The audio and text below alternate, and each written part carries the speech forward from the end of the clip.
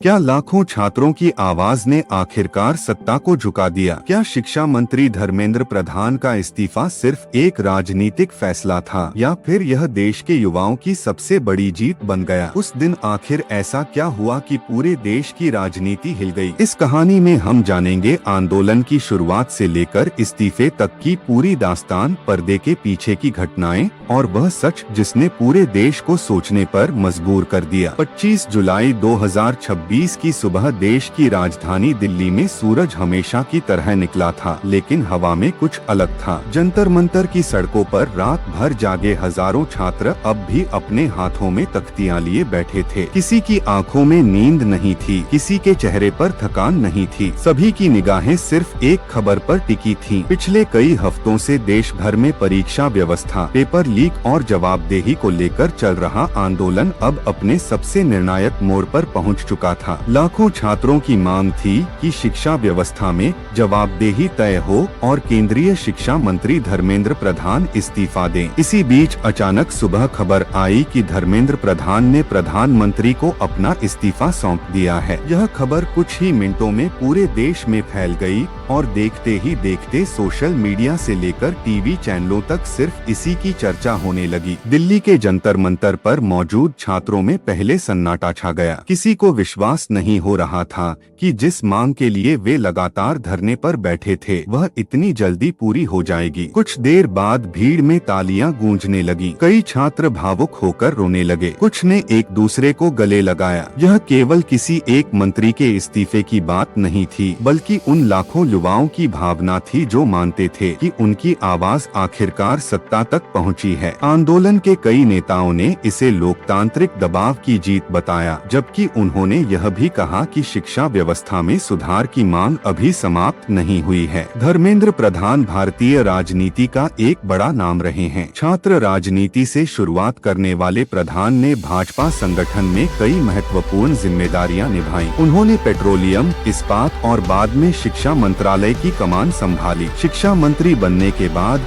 नई शिक्षा नीति के क्रियान्वयन और कई सुधारों की जिम्मेदारी भी उन्हीं के कंधों पर थी। लेकिन पिछले कुछ समय से लगातार परीक्षा संबंधी विवादों और पेपर लीक के आरोपों ने उनके कार्यकाल पर गंभीर सवाल खड़े कर दिए। विपक्ष लगातार उनके इस्तीफे की मांग कर रहा था, जबकि सरकार का कहना था कि सुधारों की प्रक्रिया जारी है। आंदोलन की शुरुआत कुछ छात्रों के छोटे समूह से हुई थी। धीरे धीरे यह आंदोलन देश के अलग अलग राज्यों तक फैल गया। सोशल मीडिया पर लाखों युवाओं ने अपने अनुभव साझा किए। कई छात्रों ने कहा कि वर्षों की मेहनत एक पेपर लीक की वजह से बेकार चली जाती है। परिवारों की उम्मीदें टूट जाती हैं और मानसिक दबाव इतना बढ़ जाता है कि कई छात्र अवसाद तक पहुंच जाते हैं। इसी नाराजगी ने आंदोलन को राष्ट्रीय स्वरूप दे दिया। विभिन्न छात्र संगठनों और युवाओं ने मिलकर जवाबदेही की मांग तेज कर दी। इस्तीफे की खबर आते ही देश भर में राजनीतिक प्रतिक्रियाओं का दौर शुरू हो गया। विपक्ष ने इसे छात्रों की जीत बताया, जबकि सत्ता पक्ष के नेताओं ने कहा कि यह नैतिक जिम्मेदारी का फैसला है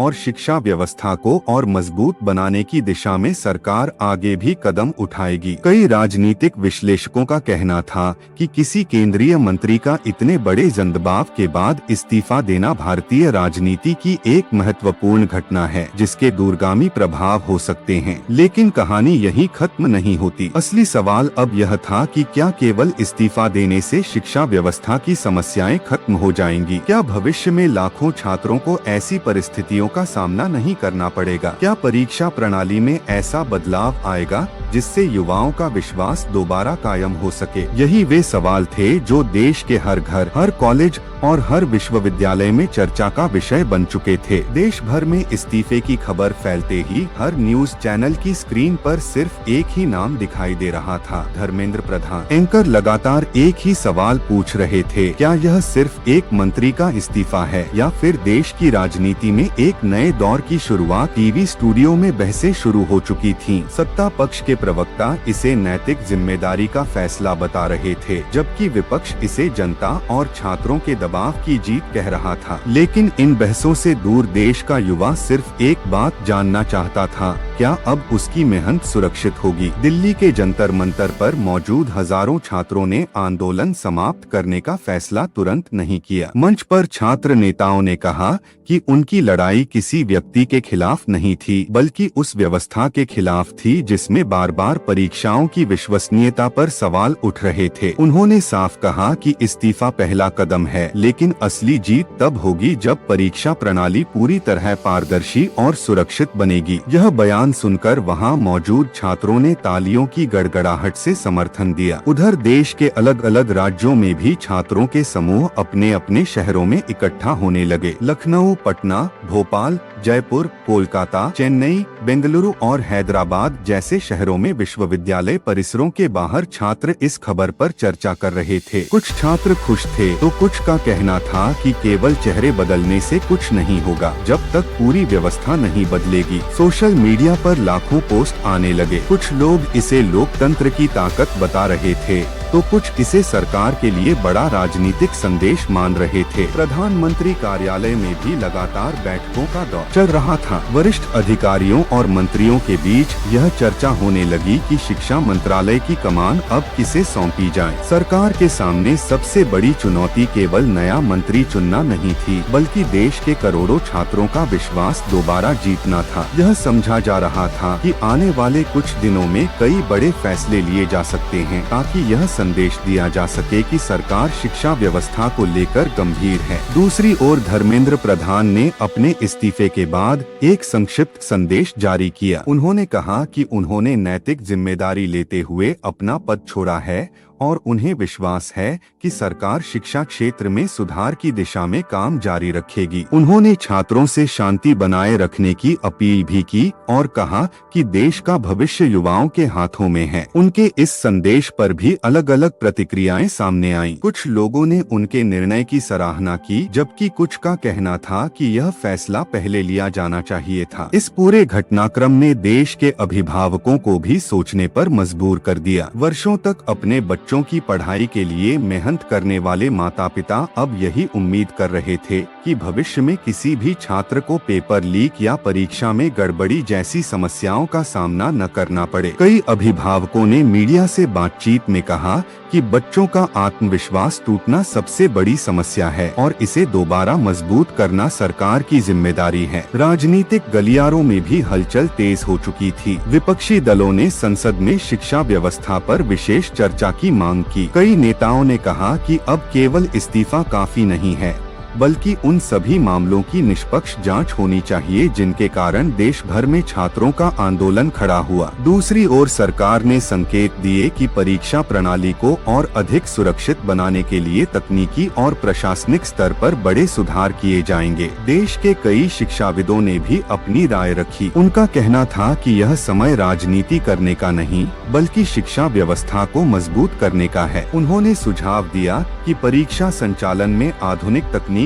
डिजिटल सुरक्षा, पारदर्शी निगरानी और सख्त कानूनी व्यवस्था लागू की जाए ताकि भविष्य में ऐसी घटनाओं की संभावना कम हो। इधर आंदोलन में शामिल छात्रों ने एक नई मांग भी सामने रखी। उन्होंने कहा कि केवल नई नीतियां बनाने से काम नहीं चलेगा, बल्कि उन्हें जमीन पर पूरी ईमानदारी से लागू भी किया जाना चाहिए। उनका कहना था कि देश के हर छात्र को यह भरोसा मिलना चाहिए कि उसकी मेहनत का परिणाम केवल उसकी योग्यता से तय होगा, किसी गड़बड़ी या भ्रष्टाचार से नहीं। पूरा देश अब अगले फैसलों का इंतजार कर रहा था। हर किसी की नजर इस बात पर थी कि नया शिक्षा मंत्री कौन बनेगा, सरकार कौन कौन से सुधारों की घोषणा करेगी और क्या इन फैसलों से देश के युवाओं का विश्वास फिर से लौट पाएगा। ऐसा लग रहा था कि धर्मेंद्र प्रधान के इस्तीफे के बाद कहानी खत्म नहीं हुई, बल्कि भारतीय शिक्षा व्यवस्था के एक नए अध्याय की शुरुआत हुई है। भारतीय राजनीति के इतिहास में कुछ ऐसे दिन दर्ज हो जाते हैं